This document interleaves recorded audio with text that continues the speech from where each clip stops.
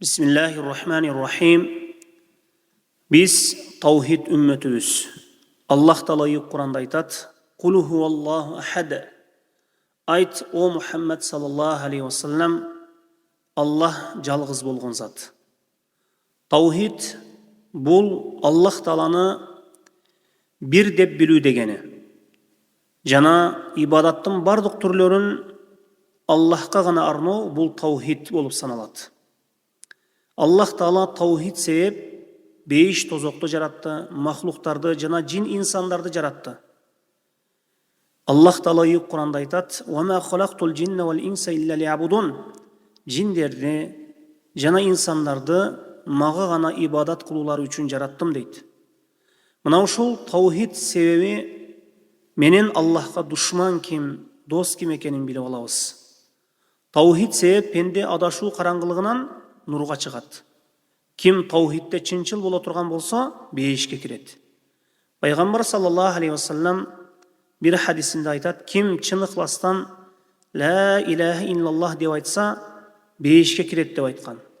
Кимде ким tavhidде өлө турган болсо, анын күнөөлөрү канчалык көп болуусуна карабастан кечирилет. Hadiste айтылат: "O адам баласы, эгер сен жердин кабыгы толо күнөөлөрү менен келсең, бирок мага эч бир нерсени шерик кошпогон болсоң, мен сага жердин кабыгы толо кечирим менен келемин" дейт.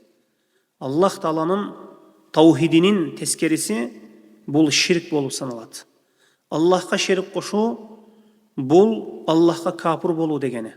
Капырлык себеп инсан тозокто түбөлүккө калат. Ширк бул tavhidди жокко чыгарат. Бардык амалдарды жок кылып жиберет. Эгер шерик кошсоң, амалдарың бекер кетет дейт Аллах Таала Кур'анда. Ширк себеп инсан тозокто түбөлүккө калат. Tavhid себепинде бейиште түбөлүккө кала турган бейиш элинен болот. Аллах биз жана сиздерди tavhid элинен кылсын. Tavhid бул Пайгамбар саллаллаху алейхи ва саллям жана пайгамбарлар чакырган эң биринчи дават.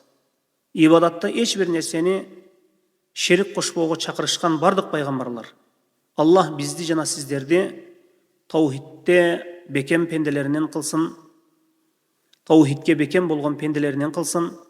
Өмүрүбүз акыры tavhid менен бүтүүсүн жана кыямат күнү муахид катары тирилтүүсүн Аллах Тааладан сурап калабыз.